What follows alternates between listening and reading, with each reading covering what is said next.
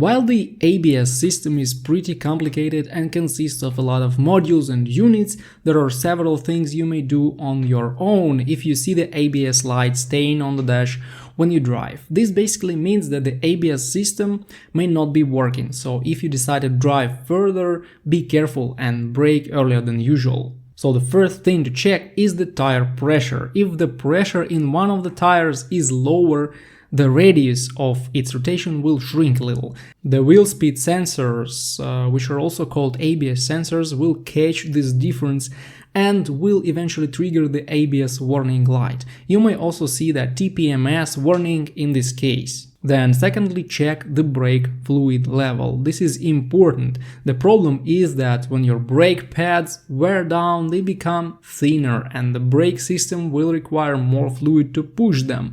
So naturally the brake fluid level may go down and you will see all kinds of brake warnings, including the ABS light on the dash. Now you mustn't drive if the brake fluid is below the minimum in the tank. This is not safe.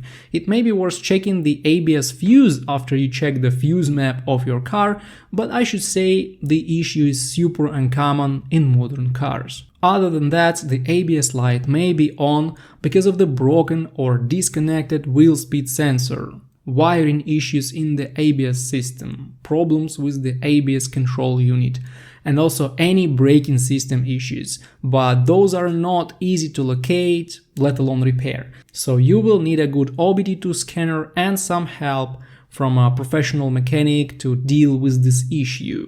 You can keep driving carefully when you see this light, but before you do so, check if all your tires have at least some pressure in them and the brake fluid level is okay. Ignoring this problem is not a good idea as it's connected with the brakes and your safety.